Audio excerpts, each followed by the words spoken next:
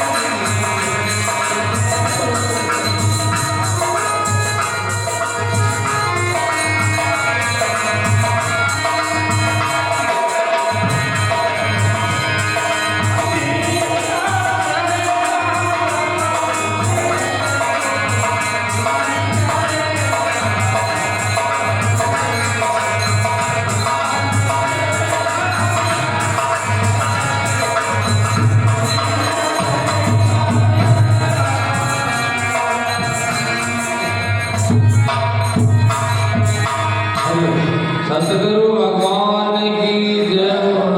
कान्हाराम जी महाराज की जय। जय हो।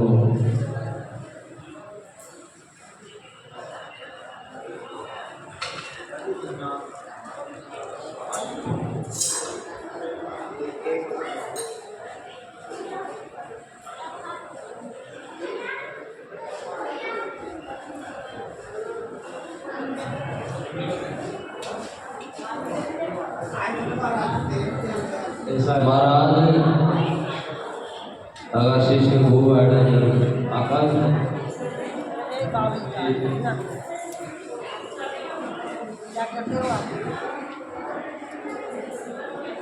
हरिओम। महाराज जी ने आज बहुत अच्छी अपने को बातें बताई थी कि पाखंड से दूर रहना चाहिए। इस दुनिया के अंदर जितना बाहर है ना वो सब पाखंड ही पाखंड है। यदि अपने को सत्य की खोज करनी है तो उन्होंने भी पहले समझाई, तो बाद में आए उनको तो पता नहीं क्या कहा, इसलिए मैं थोड़ा सा उसको खासा ही रिपीट कर रहा हूँ। ऐसा नहीं कि अपन को अपने अंदर ही देखना है। अपन यदि बाहर देखेंगे तो इस पाखंड में फंस जाएंगे। महाराज जी बता रहे थे कि पाखंड के बाबा से दूर रहो, कोई तंत्र मंत्र से दूर रहो। उनके किसी का तंत्र मंत्र लागू ही नहीं होता। तंत्र मंत्र किसी का कोई भी लागू नहीं होता। यदि अपन अपनी इच्छा शुभ है, अपना स्थान पवित्र है तो उसके कोई कुछ लागू नहीं होता। उसको पूजने जाने की जरूरत नहीं पड़ती। और मैं प्रोसीड समझाऊँ आपको, यदि पूजना है तो आपको जो गुरु महाराज ने गुरु मंत्र दिया आप सुबह शाम बैठिए और गुरु मंत्र का जाप कीजिए। आप जो कुछ पूजना चाहते हैं वो सब मिल जाएगा, उसका सबका उत्तर मिल जाएगा। लेकिन अपन उस प्रोसेस पे नहीं जाते और अपन जाके उनके पीछे घूमने लग जाते हैं। किनके जो पाखंड मैंने देखा, मैंने ऐसा किया, मैंने ऐसा किया, किसी ने कुछ नहीं देखा, ना किसी ने कुछ किया। यदि देखना है तो अपनी आत्मा के अंदर देखिए, अपने स्वयं के अंदर देखिए तो अपना कल्याण है। नहीं तो आप चारों तरफ भगते रहेंगे और ये जन्म और मरण से कभी मुक्त नहीं होंगे। महाराज श्री ने एक बहुत अच्छी बात बताई थी कि राग और द्वेष, जब तक इंसान में राग और द्वेष है तब तक जन्मना और मरना निश्चित है। जिसका राग और द्वेष खत्म हो गया, ये मान लो जीते जी मुक्त है, उसको मुक्त और मोक्ष प्राप्त करने की जरूरत नहीं है। मोक्ष का स्वरूप भी सुख है। तो इस संसार में जो सुखी है वो मोक्ष ही और मोक्ष के पद में है। और सुखी कब होगा? जब आप दूसरों को सुख दोगे। जब तक आप दूसरे को सुख नहीं दोगे तो आप खुद सुखी नहीं हो सकते। क्यों? ये जो प्रकृति है ना, इसकी रीति ऐसी है, जो तू देता है उसका ये 4 गुना करके वापस लौटाती है।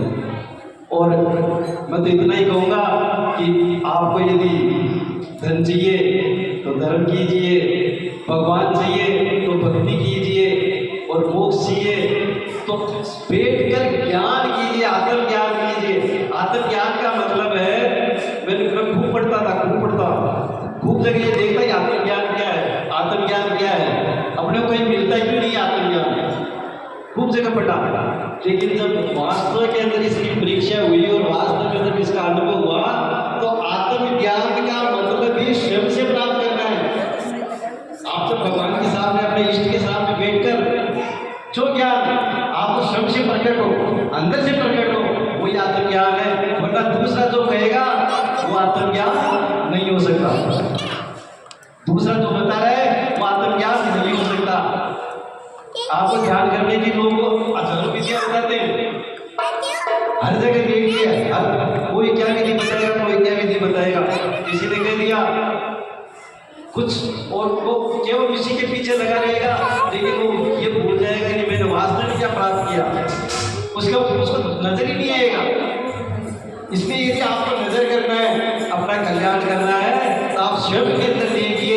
और मैं तो ये कहता हूँ, जितना समय सुबह और शाम पवित्रता के साथ, महाराज देवता रहते हैं, पवित्रता के साथ में आप बैठकर अपने इष्ट के सामने में गुरु मंत्र का जाप करते हैं, तो मेरे हिसाब से आपको कोई करना बार बताया ना महाराज की आँखा ले बार बाबरे बस जादू कर दिया, मैंने बोला कर दिया।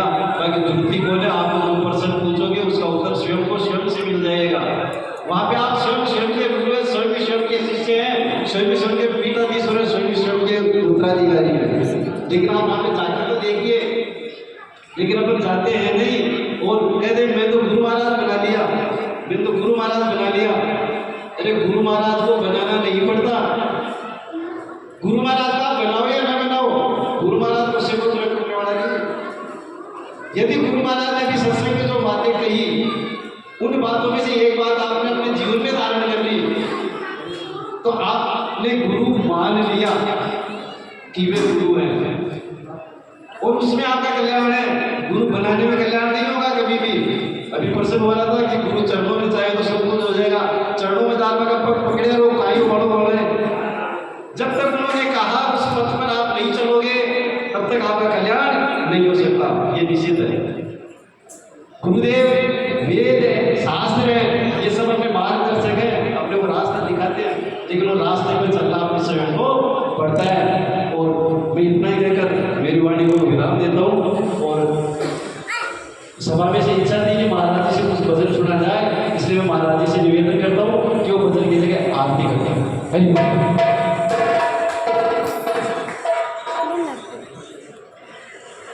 आरती हो रही है, सभी खड़े हो जाएंगे। ऐसे रहने जा।